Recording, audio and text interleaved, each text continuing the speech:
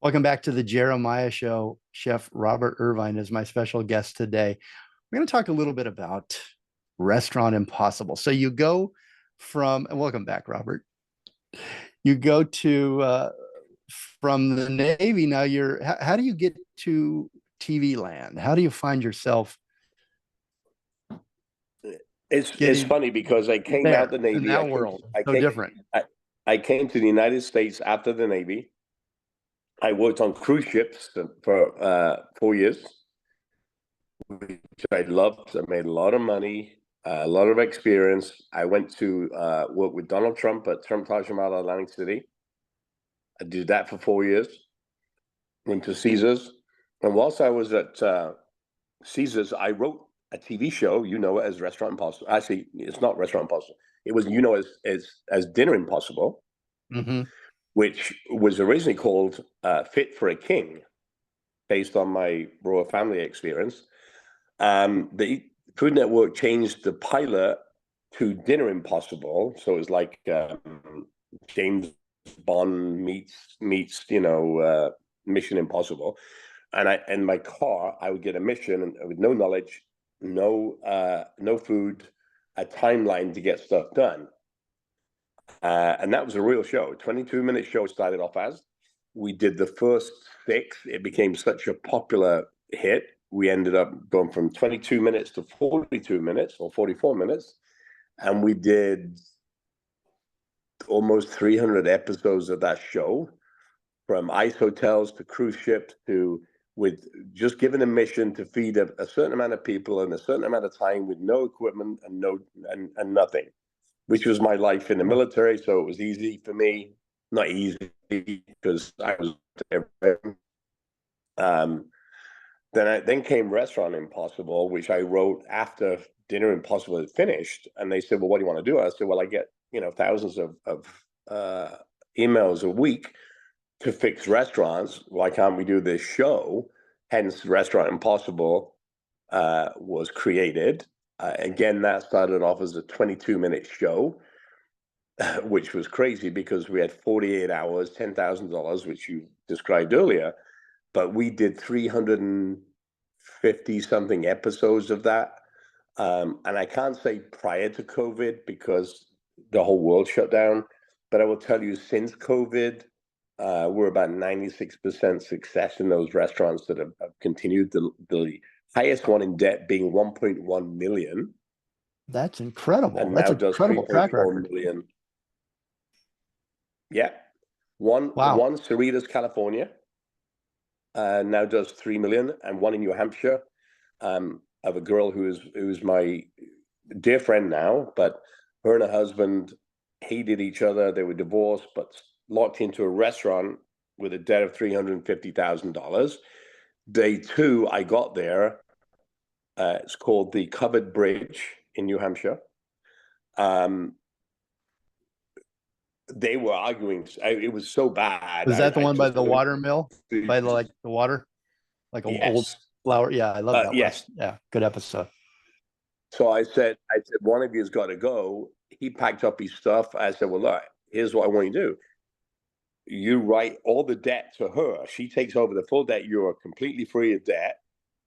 And she said to me, I can't do that. I said, you're going to do that. I'm going to make sure that you're successful. And she agreed. I got it ratified by a lawyer. You even offered to put It in was money, real. right? You even offered to put in your Yeah, own money to make sure she yeah, was successful. yeah, yeah, I did. She's one of my closest friends to this day as we speak now. So here's what I saw in her.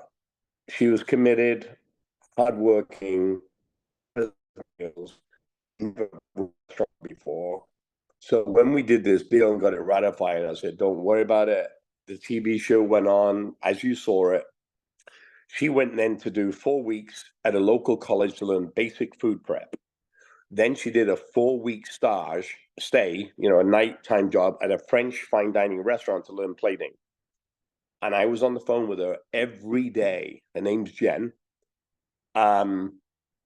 She hired a chef, then fired a chef, then bought another chef. Then we went through COVID, right? She put in a grab and go. I talk to her every day. That's why I'm telling you this story. She just broke 3 million earlier on this year. And I talked to her every day and said I could never believe that I could do this. She got remarried. The restaurant is thriving beyond belief. She's like my star pupil. And You there's a look lot of them, proud. by the way, but she's You look my proud. favorite. Well, because she did. Look, you can lead a horse to water. You can't make it drink. Yeah. And she drank the Kool-Aid, and I was with her, and I just like I promised her, I will be with you. And here we are. That was 10 years ago, and I talk to her every day, still to this day, and she's killing it. Yeah, it makes me very proud because when you see something, I What have did the you see in ability her? to see greatness, Yeah. right? When I can pick out that gene, as long as you're willing to work hard, everything else is easy. Don't worry about the money. Don't worry about money. Money will always find you if you do the right things. And it has, and here we are. And that's every bit. And look, I have 13 companies, 7,500 people. I've got a sergeant who's running a clothing for the military right now, who lost his leg in Afghanistan, who was a 75th Ranger, who I've taught from shooting guns and blowing things up to running, a business. So for me, that's what inspires me every day is how do we make that difference, not only in those kids that have no hope, we can give them hope, but kids who don't believe in themselves, or adults that don't believe in themselves. Yeah. And by the way, it's not always easy. Sometimes you got to be frustrated and you got to get it in the face and you got to, you got to make them believe. You got to break them down to build them up, right? That's Yeah. part of Yeah. your process, which I think is so important. Knowing restaurant owners, a lot of times it's the vanity project that when they open up the doors and they have no idea what they're doing. Because I'm in the hospitality business as well for 30 years, and so I get it. And what is there is there a way, like, when you leave, do you find that most often they follow what you've trained them and taught them, or do they fall back into the old habits? And what is the number one mistake that you see most often with restaurant owners that you could put out there to help them reconsider before they do open a restaurant? I think some people do go back. I'd be lying if I told you differently. When I set a menu in place, when I tell them, okay, you start adding more of your menu, whatever you like, this is how you cost it out. You know how to cost now. You know how to make the price now. You know how to purchase the food now. So what nine out of 10 times happens, they'll call me. I'm still in touch with all but one. They'll call me and say, I want to put this on the menu. What do you think? And I'm like, well, okay, what is it going to cost you? So I ask all the same things I ask on the show. They've done the homework. I'm like, okay, try it and see how the process. So I make them change the menu because, certain things will come into a rotation and then eventually it'll fall off because people don't want it anymore. You got to keep reinventing the wheel. So 9 out of 10 times they'll call me and say, hey, I'm thinking about putting this on, or they'll FaceTime me or Zoom me, whatever. Or I'll go and visit. I was just my world is literally, I just travel the world. But I get to go to all these places. I've done TV shows, so I get to drop in unannounced and say, hey, I'm home. Hello, I'm back. I get to look around and see what they've done. And, some of the things that I've seen, one I thought would never make it. And yet here we are 7 years later, thriving in Michigan. And I thought she would never make it, and she's killing it. So, there you go. It's amazing. It's an amazing track record. So it's a testament to you. I love to hear that you still talk to everybody, because in 2 days, I always think, there's got to be more questions that they have, and I love that you care about them enough to keep. It almost sounds like you take ownership. What I don't think people understand is, yes, there are 6 cameras, 48 hours, and you see this much of it. What you don't see is all the other things that I stay and go through, drilling my philosophies into them, then finding out about the personal stuff that's going on in their life that we can never show you. I've had rapes. I've had things that I don't even want to talk about. But the minute somebody tells me these things, I have an obligation to fix them. That means therapy. That means doctors. I mean, whatever that means. And I take that really seriously. I've never, from day one, I've had somebody that said, "Oh, you know, I cheated on my husband because he can't make me satisfied." And I'm like, "Well, you know, we can talk about that off air." And we talk about it, and then we reconcile it, and then we send them to a doctor. And so there are things that go on that the general public will never know. Respectful, very respectful. I paid out my own pocket to send somebody to college because they couldn't afford to do it, and they were holding them hostage to work in a restaurant because they couldn't afford the help. So, and that's my stuff, not what's there. But so the show is real life. It hits home to a lot of people for a lot of reasons, whether it be the food, the leadership, the decor, the stories of the families themselves.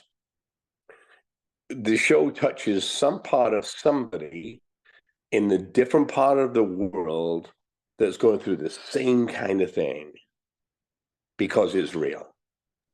Real people, real problems, we give real solutions. Okay, you're a real person too there, Chef. And what do you this is a lot of energy that you put out into the world, and I'm sure you get a lot back from it.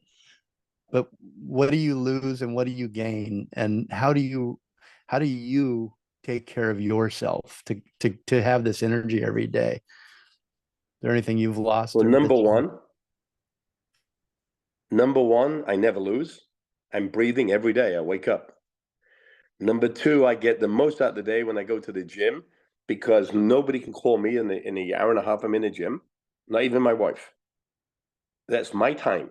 And unless you separate enough time for yourself, I don't think you're good to anybody.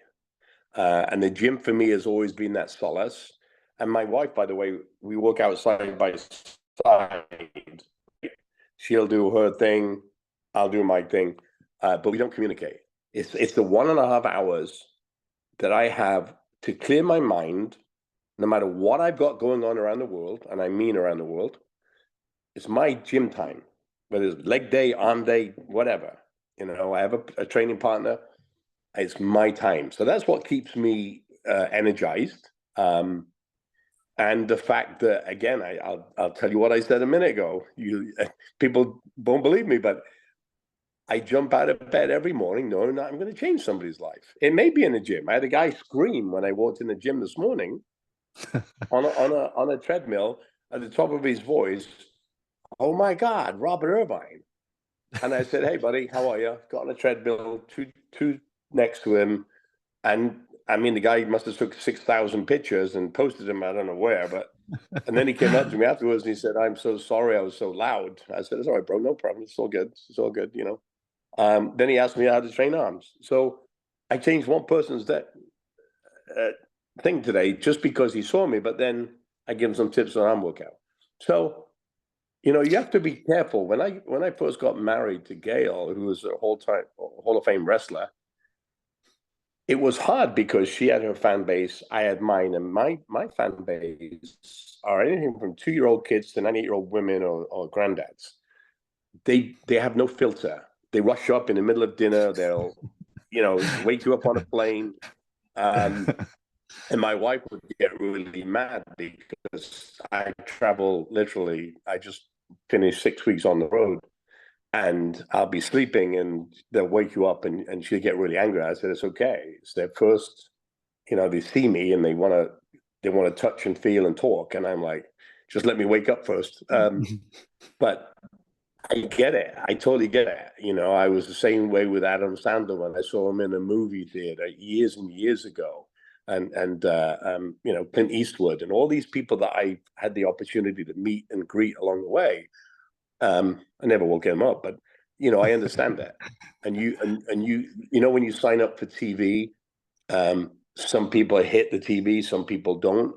I did, and the rest is history. And you have to take that into the equation of, well, you're transparent now. Your life somebody else's. So as long as you understand that, yeah, and it it's fits great. into your life goal of touching somebody every day and inspiring. Yeah, And I gotta say, you've done that. You've got two people now. You mentioned the guy in the gym. You got me today. I'm inspired, and all the listeners that will hear this show with you, I'm sure you're going to touch them and inspire them as well. Let's take our next break. In the new book by Robert Irvine is Overcoming Impossible. Learn to lead, build a team, and catapult your business to success on Amazon.com or ChefIrvine.com. And Restaurant Impossible. Check it out. It's encore airing on Sundays at 7 p.m. to 10 p.m. on Discovery Family. It's all available on Discovery Plus and Max. That's where I watch it. I stream it, and I don't have to watch any commercials. Just get all of my Restaurant Impossible shows in there. Robert Irvine, he's on a mission to save failing restaurants from total collapse. He and his team use all their ingenuity, elbow grease, and heart to give small business owners a fighting chance at turning their restaurants around. We'll be right back with Chef Robert Irvine.